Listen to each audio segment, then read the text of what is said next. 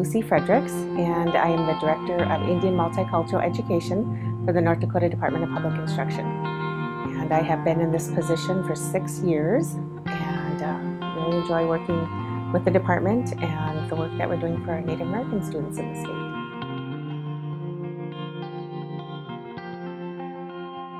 This is great work that we're doing. We started the actual development of the essential understandings back in the spring of 2015, and how it came about was our first annual North Dakota Indian Education Summit 4 years ago, right? And in sponsorship with the North Dakota Indian Affairs Commission. One of our first summits keynote speaker was Dr. Denise Juneau. And at that time, she was the state superintendent for Montana. And she presented on their Indian Education for All program that they have in Montana. And the work that they're doing with that was very interesting to myself and to Superintendent Kirsten Baszler. And so after the presentation, Superintendent Baszler said that we need to start some kind of work like that in North Dakota. So either mirroring what they're doing with the Indian Education for All in Montana, or just kind of taking some of the components of what they're doing. Of course, theirs is a lot more extensive at that time it was, and so we thought we would start with the essential understandings part of it. And so with that, we reached out to Ty and to Scott and Charla and asked them, since they had vast experience in working with the Woe Lakota project and South Dakota being right next door, and so similar demographics, with the Native American population, and just this probably with the Lakota and Dakota, and so reaching out to you guys and contracting with you, and thus started the development and the work of the essential understandings. And so phase one was the beginning, and so a lot of planning and bringing elders together from the different tribes in North Dakota. So there's 5 tribes, and so we had 3 gatherings, and we brought the elders together and just basically listened to them, listened to their knowledge, their wisdom, their storytelling, their language, and just really understanding what they would like students to know about Native Americans in North Dakota, and also the different tribes and how similar and different they are, even though they're all from North Dakota and they're all from different tribes, but yet they're all unique in their own way. And so bringing them together and listening to them, and then also having them develop the essential understandings. And I think that's real important work, because it's coming from the elders. So it's authentic. It's something that is not out of a textbook, or I think it's real important that we listen and hear their voices and learn from them. And so I think it was real important that we started that way, which I really appreciated. And so that was thus the development of the 7 essential understandings. And then the next phase, and then the development of the resource document itself, that was phase 1.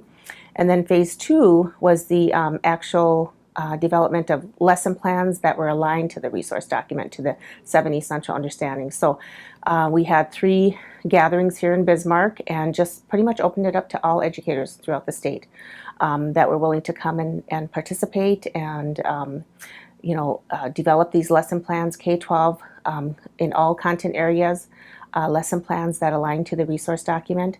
And so again, those lesson plans are also from North Dakota educators. And so having those available for teachers to use in the classrooms, and it's all available to them. It's free and great resources for them. They're always looking for additional, culturally responsive and curriculum and instruction, and how can we incorporate these into our lessons and embed them into what they're already doing, and not just in one content area, which a lot of times I think happens with like social studies, but we want these to be throughout every content area, throughout every grade level, and it's just something that should just be embedded and included within the classrooms.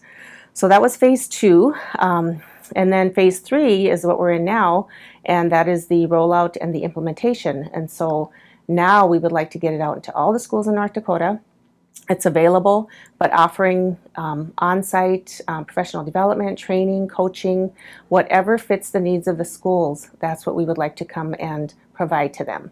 And so Superintendent Basler, that's her goal, is to have it, available, but also how do we get it out into the schools and have teachers start really implementing it within the classrooms?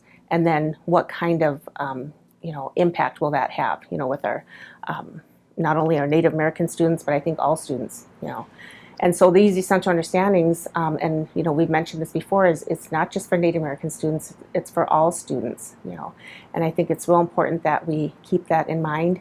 It's not a curriculum, it's more of, exemplary lessons or units. They have connections to our North Dakota state standards, but it's something that I think teachers, once they realize that it's not something extra or something more, I think they're more willing to, to implement them in their classrooms. A lot of times teachers feel a little bit maybe uncomfortable teaching about Native American culture and history because they're just not sure, but that's the elder interviews that are there and available for them to utilize. And so let the elder be the teacher, and then they can continue on with their lessons and include additional things, within the units and the lesson plans. So I think it's just, that awareness, and then just, being available for them for training and professional development. And so that's where we're at with the phase 3. We hope to continue the work and just continue to get these essential understandings out to all schools and throughout the state.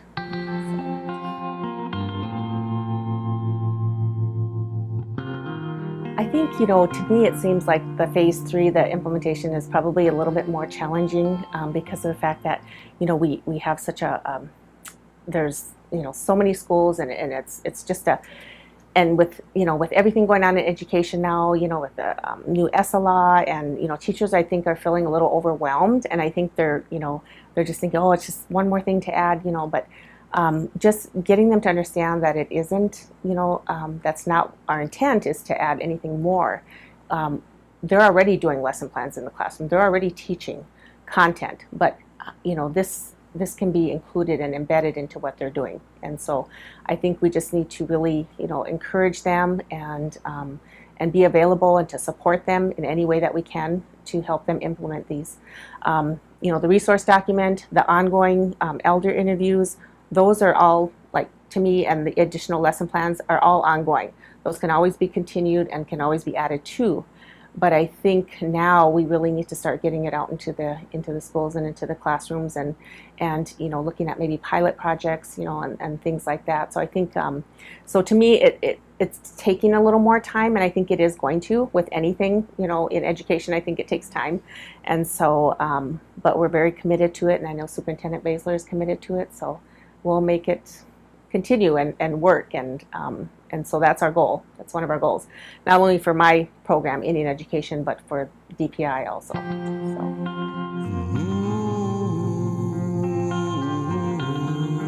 Right. I think how we started with bringing the elders together. I think that's real important. That and getting as many as you can, from the different tribes, or different tribal nations, or within their states. And I think really being understanding, being respectful, really listening to them, because their knowledge is so important, I think, and our students really need to look at that as being a part of having those connections, I guess, with the elders and listening to them, and then also the lessons that come out of those, what the elders are saying. So I think that's real important.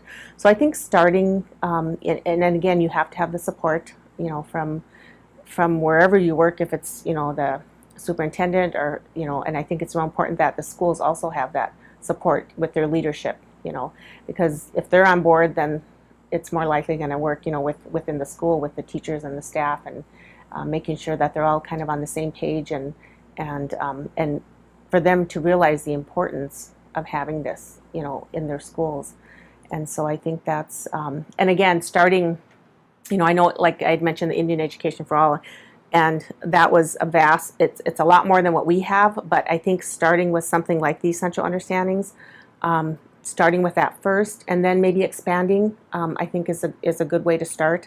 Our website, has all the resources on there, and then we're always adding to it and always making it available, and just getting the word out and the awareness, and that this is available for teachers to use. And so I think that's how I would start. I mean, if we were to do it over again, I would do the same way. And then bringing that second group together, committee, with the development of the lesson plans and getting their input, because we had all kinds of educators involved, from administrators to principals to teachers to culture teachers to language teachers. So I think just really getting that those stakeholders from various positions and that work in schools, and them just learning from each other. I think it was so important that they were able to work together, to collaborate, and just learn from each other. I think that was really powerful. So I think that's what I would recommend. Definitely getting the support of your state agency. I know, like, even if it's through just endorsing it, or I know Montana has it in their constitution.